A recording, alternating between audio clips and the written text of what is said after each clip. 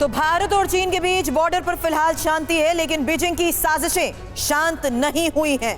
भारत के खिलाफ लाल सुल्तान का षड्यंत्र अभी भी जारी है, लेकिन अब हिंदुस्तान चीन को डटकर जवाब दे रहा है, आंखों में आंखें डालकर बात कर रहा है और उसकी कमान खुद प्रधानमंत्री नरेंद्र मोदी, रक्षा मंत्री राजनाथ सिंह और विदेश मंत्री एस जयशंकर ने संभाल रखी है। जी हां, भारत चीन की हर साजिश पर चोट कर रहा है और यही पीएम मोदी का मास्टर स्ट्रोक है। एलएसी पर चीन की हर चुनौती का सामना करने के लिए ब्रह्मोस, आकाश, अग्नि तैयार है। अरुणाचल पर चीन के भ्रामक खेल का जवाब भारत आक्रामक अंदाज में दे रहा है। तो सवाल है कि अरुणाचल में चीन की साजिश बेनकाब हो गई, क्या भारत के करारे जवाब से बीजिंग में हड़कंप है? इसी पर आज होगी बड़ी बहस। शुरुआत करेंगे बड़ी खबर के साथ। बड़ी खबर बता दें, चीन पर रक्षा मंत्री राजनाथ सिंह का प्रहार। राजनाथ सिंह ने कहा, चीन के प्रांत का नाम बदल दे तो क्या हमारा हो जाएगा? अरुणाचल प्रदेश में चीन पर जमकर भड़के राजनाथ सिंह। राजनाथ सिंह ने कहा, भारत की भूमि को कोई हड़प नहीं सकता। मैं आज आपसे कहना चाहता हूं, अब भारत की भूमि जाने नहीं पाएगी, कोई भी इसे हड़प नहीं सकता। बहनों भाइयों, मैं आपको विश्वास दिलाता हूं, भारत की भूमि अब कोई हड़प नहीं सकता है। अभी चीन ने अपनी वेबसाइट पर अरुणाचल प्रदेश के 3 जगहों के नाम को बदलकर पोस्ट कर दिया है। बहनों भाइयों, नाम बदल देने से कुछ नहीं होने वाला है। अपने पड़ोसी को बतलाना चाहता हूं, कल चाइना के भी यदि कुछ प्रांतों के, कुछ स्टेट्स के हम नाम बदल दें तो क्या नाम बदल देने से चाइना के वो स्टेट्स हमारे हो जाएंगे? इस गफलत में चाइना को नहीं रहना चाहिए। मैं मानता हूं ऐसी हरकतों से भारत और चीन के बीच के रिश्ते खराब होंगे। भारत की जो सोच है, हम सारे पड़ोसियों के साथ अपने अच्छे रिश्ते बनाकर रखना चाहते हैं, मधुर रिश्ते बनाकर रखना चाहते हैं, लेकिन भारत के मान, सम्मान, स्वाभिमान पर यदि कोई चोट पहुंचाने की कोशिश करेगा तो बहनों भाइयों, स्वाभाविक है उसका जवाब देने की भी कुवत आज भारत के अंदर है। मैं आपको बताना चाहता हूं। राजनाथ सिंह को आपने सुना, लेकिन अब आपके सामने इंफॉर्मेशन कि किस तरीके से प्रधानमंत्री नरेंद्र मोदी की तरफ से भी ये बड़ी बात कही गई है, क्योंकि प्रधानमंत्री नरेंद्र मोदी ने चीन को सख्त संदेश दे दिया है। आपको बता दें, द असम ट्रिब्यून को दिए इंटरव्यू में उन्होंने चीन को क्या क्या कहा है, यही इंफॉर्मेशन अब आपके सामने होगी, क्योंकि प्रधानमंत्री नरेंद्र मोदी का चीन को यह सख्त संदेश है। अरुणाचल प्रदेश भारत का अभिन्न अंग है, था और रहेगा। आज सूरज की पहली किरण की तरह अरुणाचल और नॉर्थ ईस्ट तक विकास के काम पहले से कहीं ज्यादा तेज गति से पहुंच रहे हैं।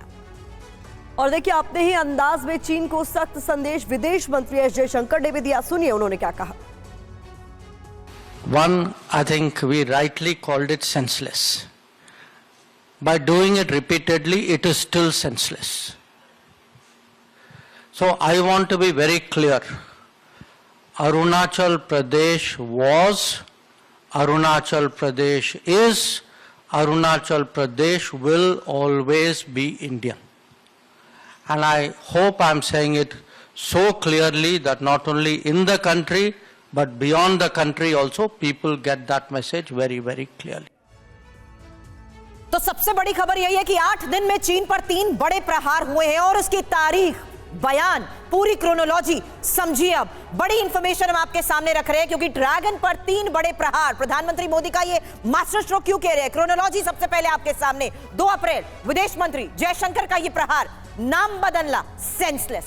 अरुणाचल भारत था, है और रहेगा। देश के बाहर भी संदेश साफ मिले। इसके बाद 8 अप्रैल की तारीख, प्रधानमंत्री नरेंद्र मोदी का जोरदार प्रहार, जहां कहा गया अरुणाचल भारत का अभिन्न अंग है, था और रहेगा। 9 अप्रैल रक्षा मंत्री राजनाथ सिंह का प्रहार, चीन के प्रांत का नाम बदल दें तो क्या हमारा हो जाएगा? चीन को गफलत में नहीं रहना चाहिए, कोई हमारी जमीन हड़प नहीं सकता है। मान, सम्मान, स्वाभिमान पर चोट बर्दाश्त नहीं। तो देखिए, कुल मिलाकर जाहिर है इसका मकसद साफ है और संदेश भी क्लियर है कि हमने इसको डिकोड भी कर दिया आपके लिए, और जानकारी आपके सामने हम रखने जा रहे हैं कि चीन को किस तरीके से करारा जवाब दिया गया और संदेश यहाँ पर क्या है, मैसेज क्या है। दुश्मन की साजिश को करारा जवाब मिलेगा, ये साफ संदेश है। 1-1 इंच जमीन की पूरी ताकत से रक्षा होगी। इसके अलावा देश के मान सम्मान से कोई भी समझौता किसी भी कीमत पर नहीं होगा। देश की सेना हर चुनौती का सामना करने के लिए तैयार है। ये मैसेज यहाँ पर बिल्कुल क्लियर।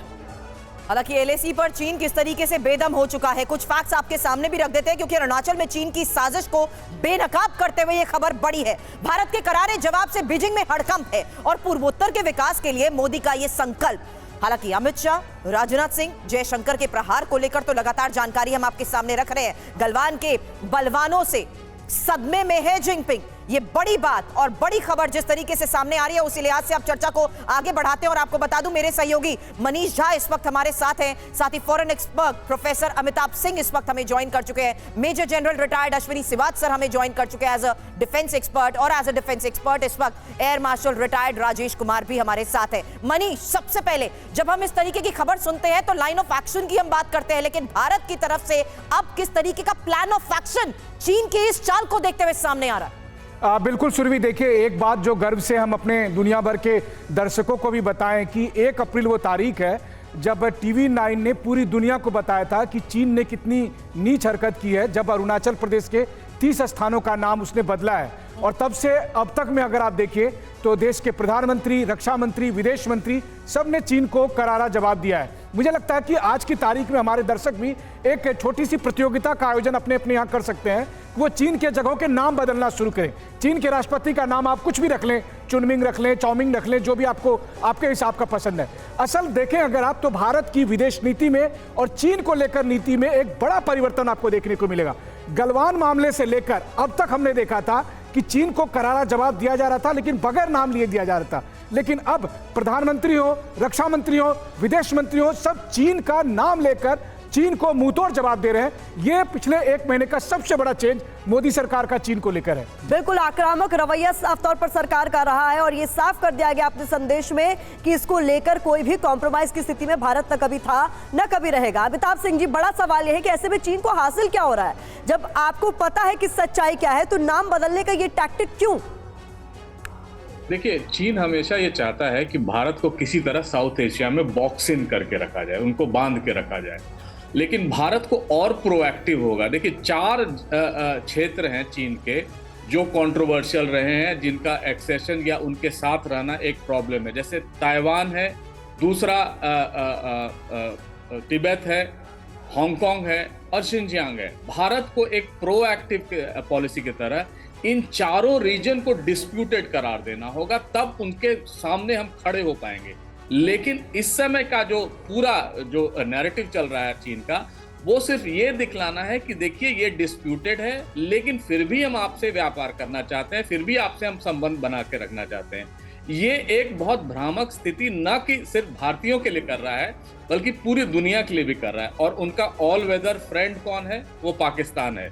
और वो ये सारी चीजें देखता है, वो अपना जो पासा फेंकना रहता है वो अपने वेस्टर्न बॉर्डर्स पे करता ही रहता है। तो हमें बहुत प्रोएक्टिव होकर इसका करारा जवाब देना होगा, तिब्बत से शुरुआत करके, क्योंकि तिब्बत जो है हमने इस अंडरस्टैंडिंग के साथ किया था, उसको ऑटोनोमस स्टेटस का विद इन चीन हमने माना था कि हमें वो डिस्टर्ब नहीं करेंगे। लेकिन जिस तरह की मंशा अब दिख रही है शी जिनपिंग की और पूरे चाइनीज कम्युनिस्ट पार्टी की, उसको देखकर लग रहा है कि भारत को बहुत करारा जवाब देना होगा, न कि सिर्फ तिब्बत में बल्कि शिनजियांग में। बिल्कुल सही आप कह रहे हैं। मैंने इसीलिए सवाल किया था कि भारत का आगे प्लान ऑफ एक्शन क्या होगा। अश्विनी श्रीवास्तव, ये कोई पहली बार तो है नहीं, चीन एक्सपोज कई बार हो चुका है अपनी हिमाकत को देखते हुए, लेकिन अब आज के इस हालात में अपने रुख को जिस तरीके से चीन दुनिया के सामने रख रहा है, भारत को क्या रणनीति अपनाते हुए चीन को दुनिया के सामने एक्सपोज करना चाहिए? हाँ बिल्कुल, देखो शुभ, इसमें सच्चाई यह है कि प्रोएक्टिव स्ट्रेटेजी का मुजाहरा करना पड़ेगा। और ये लगता है कि अभी जो प्राइम मिनिस्टर मोदी और मोदी गवर्नमेंट है उसने ये अपना लिया है कि लास्ट 1 महीने से अब वो चीन का नाम लेने लगे हैं। और ये सच्चाई है कि जिस प्रकार से भारत चारों तरफ से मजबूत हो रहा है, चाहे इकोनॉमी, अब 5th लार्जेस्ट इकोनॉमी, तीसरी की तरफ जा रहा है, मिलिट्री पावर बढ़ाई है, अभी आपने मॉडर्नाइजेशन कर लिया, अपने हथियार भी, अपनी डिफेंस फोर्सेस भी, थिएटराइजेशन होने वाला है। तो मुझे लगता है ये साफ सुथरा मैसेज चीन को भेजा जा रहा है, ये बदला हुआ भारत है और ये ईंट का जवाब पत्थर से देगा। और मुझे लगता है कि एक स्ट्रेटेजी चेंज करने की जरूरत है जो बताएगा क्या है कि प्रोएक्टिव स्ट्रेटेजी में क्या डिपेंडेंट है। आप देखें 14 देशों के साथ जो चीन के लैंड बाउंड्री है, उसने 12 के साथ समझौता किसी तरीके से किया हुआ है। भारत और जो भूटान है उसके अलावा। इसका मतलब कहीं ना कहीं भारत को वो अंडर प्रेशर डालना चाहता है लाइन ऑफ एक्चुअल कंट्रोल पे। आप उसको काउंटर करें कि अगर हमने किसी जमाने में तिब्बत को उसका हिस्सा माना था या वन चाइना पॉलिसी मानते हैं ताइवान को लेके, इसके ऊपर भी हमें क्वेश्चन मार्क ओपन एंडेड रखना चाहिए, क्योंकि जो शिनजांग के अंदर ये ह्यूमन राइट वायलेशन हो रहे हैं वीगर मुसलमानों के लिए, उसके बारे में भी हमें बात बोलनी चाहिए जैसे को तैसा। मेरा मतलब यह है कि अगर चीन कुछ कह सकता है तो भारत को उसका उल्टा जवाब दे। जैसे मुझे लगता है राजनाथ सिंह साहब ने जो बोला वो बहुत ही अच्छा बोला कि अगर हम चीन के नाम बदल दें क्या वो इलाके हमारे हो जाएंगे। तो एक प्रकार से थप्पड़ मारा है चीन को कि ये बेतुका बातें करते हो आप, चीन जो भारत के नाम बदल के ये क्या उनके ये इलाके हो जाएंगे। अरुणाचल प्रदेश भारत का हिस्सा था, भारत का मतलब आपके कहने से कुछ नहीं होता। और जैसा कि राजनाथ सिंह ने कहा, टिट फॉर टैट की रणनीति अगर हमने अपना ली तो फिर चीन कहीं का नहीं रह जाएगा। राजेश कुमार जी, बड़ा सवाल यह है कि चाइना पहले भी कई मौकों पर एक्सपोज होता रहा है, अपनी हड़प नीति के तहत, कर्ज नीति के तहत लोगों को फंसाता बरगलाता रहा है, लेकिन 1962 से हम लगातार देख रहे हैं कि उसका दोहरा चरित्र दुनिया के सामने आता रहा है। भारत ने खूब मान सम्मान दिया, बातचीत की तमाम कोशिशें हुई, बावजूद इसके चीन सुधरना नहीं चाहता। देखिए, वो सुधरेंगे भी नहीं, क्योंकि वो एक रिविजनिस्ट और एक्सपेंशनिस्ट पावर है। जो आज की डेट में चाइना के प्रांत हैं वो कभी उनके नहीं थे। हालांकि उन्होंने एक लॉ अपने लिए पास किया है कि जो हमारी पूर्वजों की जमीन है उसको हम एक एक इंच हम वापस लेंगे, लेकिन ऐसी कोई जो है जमीन जो जैसे तिब्बत है, तिब्बत कभी भी किसी चाइनीज किंगडम के नीचे कभी भी नहीं था। मेरे ख्याल से कुछ सालों के लिए शायद उसको कॉन्कर किया गया था, पर उन्होंने वापस ले ली थी अपनी जमीन। तो हमने जो जैसे सिवाज साहब ने बताया कि हमने सोचा था कि हम शांति के साथ उनके साथ रहना चाहते हैं, इसलिए हमने उनकी कई बातें मान ली थी जो थोड़ी बेतुकी थी। अब मेरे ख्याल से वो तुक जो है वो हम अब नहीं बैठती, और इस तरह से हमें इनको जो है तिब्बत का जो वो कहते हैं लिबरेशन ऑफ तिब्बत, एक्चुअली वो फोर्सफुल ऑक्यूपेशन ऑफ तिब्बत है। तो हमें इसको कहना चाहिए कि ये उन्होंने फोर्सफुली ऑक्यूपाई किया है और ये इनकी जमीन नहीं है, और ऑटोनॉमी की बात छोड़िए, इनको इंडिपेंडेंस देना चाहिए। बड़ी बात आपने यहाँ पर कही है राजेश सर, लेकिन मनीष, कई हालात को देखते हुए, विस्तारवादी नीति को देखते हुए, चीन की हिमाकत और चीन का ये जो ओवरऑल बॉर्डर एरियाज पे एक्सपेंशन है, इसको देखते हुए आज जिस तरीके से ये प्रहार किए जा रहे हैं, मैटर करते हैं। एक्शन, सवाल एक्शन का मनीष इसलिए क्योंकि भारत सिर्फ कहता नहीं है, करता भी है। बिल्कुल सही बात है। देखिए, एक्शन तो गलवान के बाद मई 2020 से हमने पहले एलएसी पर दिखाया, जब हमने मिरर डिप्लॉयमेंट किया था। जितना उनके सैनिक आए थे हमने उनके बराबर या उनसे ज़्यादा डिप्लॉयमेंट किया था। लेकिन आप मेरी बात ध्यान रखिए कि साल 2024 वो समय है जब पूरी दुनिया देख रही है कि चीन को लेकर भारत की नीति में कितना बड़ा परिवर्तन आया। शुरुआत इसकी हुई 26 जनवरी को, जब हमने ताइवान के एक बड़े कंपनी के प्रमुख को पद्म भूषण का अवार्ड दिया। ताइवान को लेकर हमारी रणनीति में बहुत बड़ा परिवर्तन देखने को मिला। पिछले हफ्ते जब हमारे विदेश मंत्री फिलीपींस गए और फिलीपींस और चीन के कोस्ट गार्ड के बीच जो टक्कर हुई थी, उसके बाद हमारे विदेश मंत्री ने कहा हम फिलीपींस की संप्रभुता का समर्थन करते हैं।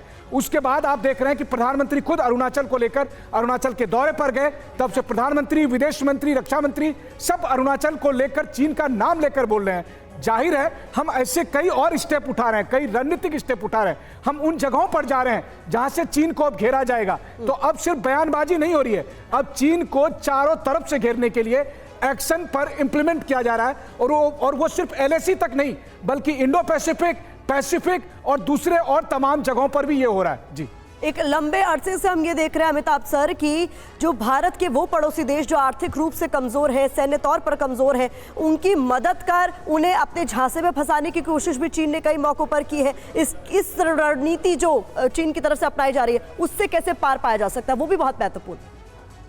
देखिए, भारत को चारों तरफ से घेरने के लिए चीन ने अपना प्लान बनाया हुआ है। मालदीव्स हो, श्रीलंका हो, बांग्लादेश हो, वो उसमें सफल नहीं रहे, क्योंकि सरकारें बदलती हैं, उनकी नीतियां बदल जाती हैं। जैसे हमने मालदीव्स में देखा, जी। बांग्लादेश में वो बेल्ट एंड रोड इनिशिएटिव को काफी आगे बढ़ाया हुआ, फिर भी वो डिप्लोमेटिकली भारत से दूर नहीं हुआ है। तो हमें जो करना होगा, इस मौके का फायदा उठाना होगा। और उस मौके का कैसे फायदा उठाएंगे? जो भी जिस तरह से मैन्युफैक्चरिंग कंपनी का फैक्ट्रीज का बेस बना है चाइना, उनसे हम दुनिया को कहें कि आप हमारे यहाँ इन्वेस्ट कीजिए। ताइवान की बात आई, उनके यहाँ जो सेमीकंडक्टर्स बनते हैं उनको हम अपने यहाँ इन्वेस्ट करने के लिए कहें, तो ये एक दोहरा प्रहार होगा। और हिंदुस्तान 1962 का हिंदुस्तान नहीं है। Exactly. और ये चीन बहुत अच्छी तरह से समझता है, पूरी दुनिया ये समझती है। जो आप बात कह रहे हैं, मुझे लगता है अपने बयान में अमित शाह की तरफ से ये बड़ा संदेश चीन को दे दिया गया। एक बड़ी खबर बता रही हूं, क्योंकि चीन पर केंद्रीय गृह मंत्री अमित शाह का बयान, और कहा चीन 1 इंच भूमि पर कब्जा नहीं कर सकता। हिम्मत दिखाई तो डोकलाम में 45 दिन तक रोका। प्रधानमंत्री नरेंद्र मोदी ने वापस जाने के लिए मजबूर किया। चीन अपनी 1 इंच भूमि पर भी कब्जा नहीं कर सकता। इस प्रकार का शासन नरेंद्र मोदी जी ने दिया है। पूरा अरुणाचल, पूरा असम 1962 को कभी भूल नहीं सकता। और नरेंद्र मोदी जी के समय में थोड़ी हिम्मत करी, डोकलाम में 45 दिन तक रोक कर रखा और वापिस जाने के लिए मजबूर नरेंद्र मोदी जी ने कर दिया। अमिताभ सर, वापस आपके पास आ रही हूं, क्योंकि डिप्लोमेटिकली, स्ट्रैटेजिकली जो बात मनीष कह रहे थे, एक्शन को देखते हुए, इस वक्त के हालात को देखते हुए भारत जो कदम उठा रहा है उसको समझाइए। देखिए सुरभि, सबसे इंपॉर्टेंट है भारत इस मौके का फायदा उठा रहा है। TSMC जो है, जो ताइवान की सबसे बड़ी सेमीकंडक्टर बनाने वाली कंपनी है, उसको हमने इनवाइट किया था और वो कुछ हद तक तैयार भी हो गए थे गुजरात में इन्वेस्ट करने के लिए सेमीकंडक्टर्स में। उसी तरह जिस तरह मैन्युफैक्चरिंग बेस बना हुआ है चीन का, पूरे दुनिया का, और खासकर अमेरिका के कंज्यूमर गुड्स को सप्लाई करता है, उनसे हम वहां से कुछ मैन्युफैक्चरिंग बेस को अपने यहाँ लगा सकते हैं।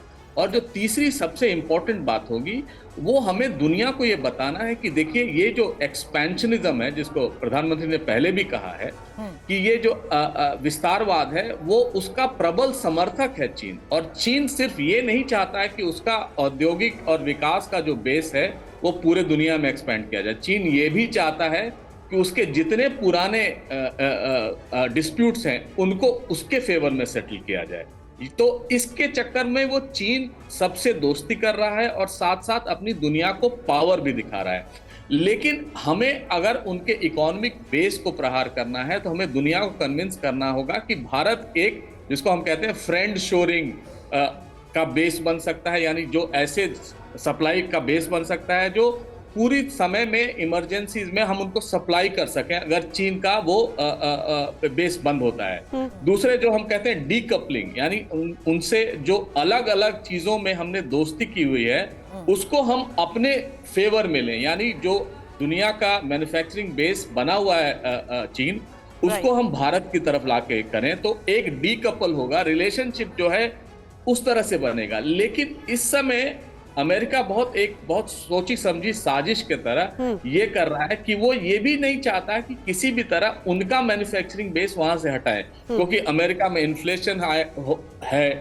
ट्रंप इसके पहले बहुत सारे ट्रेड सैंक्शंस लगा चुके हैं, शायद ट्रंप फिर इस बार आ जाएं, तो वो बहुत फूक के कदम लग रहा है कि अमेरिकी इकोनॉमी नहीं गड़बड़ाए। भारत को इस समय ऐसे कदम उठाने होंगे कि ज्यादा से ज्यादा इस मौके का फायदा उठाया जाए कि देखिए, जो चीन था मैन्युफैक्चरिंग बेस ही था, मान लीजिए 2010 तक, अब वो एक्सपेंशनिज्म की तरफ, विस्तारवाद की तरफ बढ़ रहा है। और वो नजर भी आता है, बिल्कुल नजर। और सैलामी स्लाइसिंग के जो टेक्निक्स है, धीरे धीरे काट के अपने भूमि में मिलाते रहो, कहो कि अरे ये तो बहुत पहले से चला आ रहा था, और चीन ने ये किया है।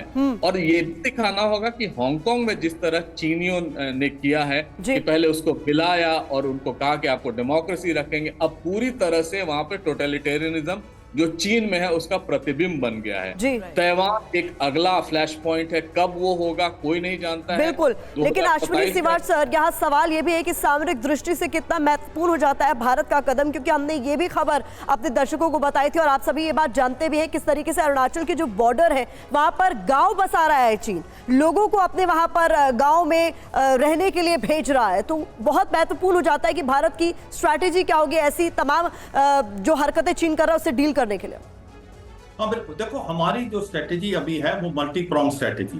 पहली बात तो हम इंफ्रास्ट्रक्चर डेवलप करें लद्दाख से लेकर अरुणाचल प्रदेश। अब सड़कों का जाल बिछा दिया है, टनल बना दिए हैं, ब्रिजेज बना दिए हैं, रेलवे लाइन ले गए, लॉजिस्टिक के जो डिपोज हैं वो हमने लाइन ऑफ एक्चुअल कंट्रोल के बिल्कुल नजदीक ले आए।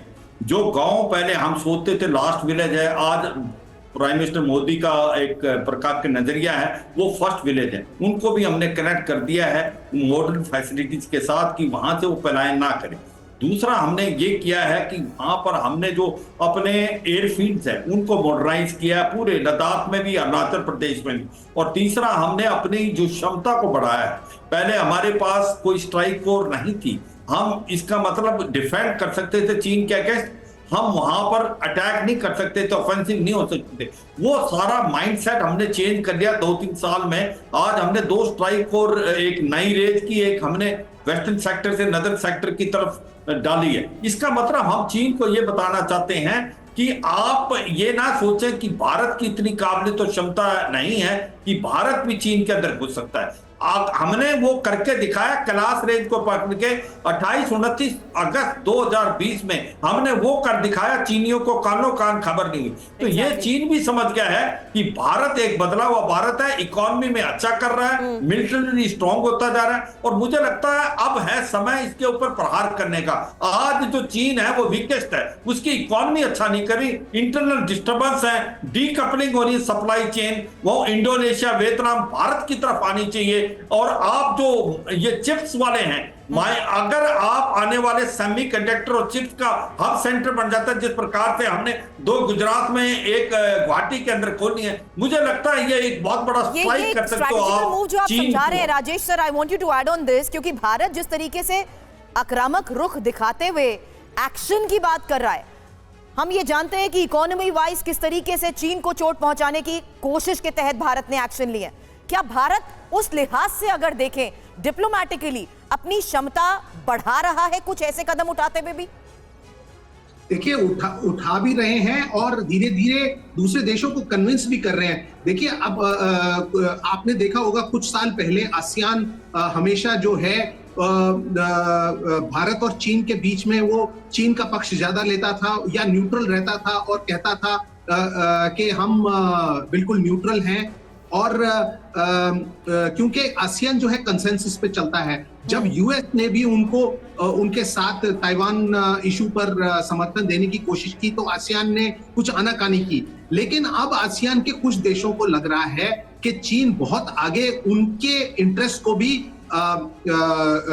ठेस पहुंचा रहा है। तो जैसे वियतनाम और जैसे फिलीपींस, तो वो अब जो है अब आप देखें उनको हम कितना समर्थन दे रहे हैं डिप्लोमेटिकली, उनको हथियार भी बेच रहे हैं। और कई ऐसे देश हैं जो अब धीरे धीरे जो है समझना शुरू कर रहे हैं कि चीन कितना दोगलापन है। आप देखिए म्यांमार में कितनी लड़ाई हो रही है और अगर चीन चाहता है तो वो इस लड़ाई को रोक सकता है, लेकिन वो अपना उल्लू सीधा कर रहा है वहां पे। तो कुछ लोगों को समझ में आ गया है और धीरे धीरे आसियान देश जो समझेंगे कि उनके हित में क्या है और वो अपने हितों में काम लेना शुरू करेंगे, तो धीरे धीरे चाइना का जो अटेंशन है वो अपने भारत की नेबरहुड से हट के अपनी नेबरहुड में चला जाएगा।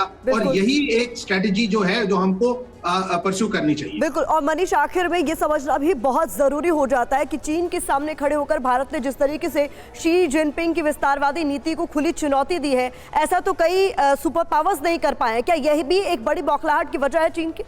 बिल्कुल। देखिए, मैं सामरिक और कूटनीतिक तौर पर भारत चीन को किस तरह से जवाब दे रहा है इसके 2-3 एग्जाम्पल आपको देता हूं, जिससे आपको लगेगा कि चाहे जमीन हो, आसमान हो या फिर समंदर हो, वहां भारत क्या कर रहा है। आप देखिए, मालदीव में सरकार बदली, मालदीव में प्रेशर क्रिएट हुआ, तो हमने सेशल्स में जाकर वहां पर अपना एयरबेस बनाना शुरू किया है, हमने अपना नेवी बेस वहां बनाना शुरू किया है। ताइवान को लेकर आपने देखा कि ताइवान के एक जमाना था जब ताइवान में राष्ट्रपति बनने पर भी उनको कोई मैसेज हमारी तरफ से नहीं जाता था, क्योंकि हम सोचते थे वन चाइना पॉलिसी के तहत ये आता है। लेकिन अब जब ताइवान में भूकंप आया तो प्रधानमंत्री का जब शोक संदेश ताइवान के नाम से गया, तो आपने देखा कि कैसे ताइवान के राष्ट्रपतियों, उपराष्ट्रपतियों सबने हाथों हाथ उस मैसेज को लिया। फिलीपींस में विदेश मंत्री ने कहा कि हम फिलीपींस के साथ खड़े हैं, यानी जहां पर वो चीन से लड़ाई कर रहा था। वहीं दूसरी तरफ आप देखें, अभी चुनाव से ठीक पहले जब चुनाव की घोषणा हुई उसके बावजूद प्रधानमंत्री भूटान गए। चाहते तो चुनाव के बाद जा सकते थे, लेकिन अब हम चीन के मामले में एक दिन की भी देरी नहीं करना चाहते हैं। भूटान इसका एक बड़ा एग्जाम्पल था। म्यांमार में हमने पोर्ट पर अपना कंट्रोल हासिल किया है। बांग्लादेश हो, नेपाल हो, सबके साथ हमने अपने संबंधों को रिवाइज करना शुरू किया। अंतरिक्ष की बात करूं तो भारत ने अपनी एक ऐसी क्षमता हासिल किया जिसमें एंटी सैटेलाइट मिसाइल इनके पास है, जिसको लेकर चीन को बहुत ज्यादा टेंशन है। और इन सबसे बड़ी बात यह है कि पिछले 10 साल में पहली बार आप देख रहे हैं कि प्रधानमंत्री, रक्षा मंत्री, विदेश मंत्री, गृह मंत्री सब एक साथ चीन का नाम लेकर चीन पर हमला बोल रहे हैं। मनीष, क्या यही वजह है कि सैन्य टकराव की स्थिति में चीन कभी भारत के सामने आना नहीं चाहता, क्योंकि वो जानता है कि आर्थिक चोट तो पहुंचाई है, लेकिन ये जो आपने एक फहरिस्त गिनाई है, जो भारत के रुख की फहरिस्त गिनाई है, यह सीधा संदेश चीन समझ भी चुका। देखिए, अगर आप वैसे देखें तो 1962 में मुझे लगता है शी जिनपिंग हाफ पैंट पहनकर जब घूम रहे होंगे, उस समय के बाद से चीन के पास युद्ध का कोई एक्सपीरियंस नहीं है, किसी तरह के युद्ध का एक्सपीरियंस नहीं है। जबकि भारत उसके बाद 1971 हो या फिर उसके बाद आप देखें कि हमने करगिल युद्ध देखा, हम लगातार आतंकवाद के खिलाफ लड़ाई लड़ रहे हैं। हम पहाड़ हो, पर्वत हो, समंदर हो, हर जगह हमारी प्रैक्टिस है। तो चीन को इस बात का रियलाइजेशन है, और दुनिया भी कहती है कि चीन जितना बड़ा दिखता है आपको मिलिट्री पावर, उसका शायद 10-20% भी एक्चुअल में ना हो। और इतिहास गवाह है, जब भी चीन और ताइवान की लड़ाई हुई, 3 लड़ाई हुई है, तीनों में चीन की हार हुई है। तो आप देखिए, असली युद्ध में चीन कहां टिकेगा ये बात चीन को पता है। इसलिए चीन अपनी ताकत का जो इस्तेमाल दिखाना चाहता है, उस भ्रम को भारत सरकार ने तोड़ दिया है, गलवान के बाद या फिर डोकलाम में। तो पहले भी कई बार ये हिमाकत चीन की तरफ से की जा चुकी है, जो अपना है नहीं उसे अपना बनाने और बताने की कोशिश चीन करता है, लेकिन अब उसे खुलकर जवाब मिल रहा है। बहुत शुक्रिया आप तमाम मेहमानों का हमारे साथ इस चर्चा में शामिल होने के लिए।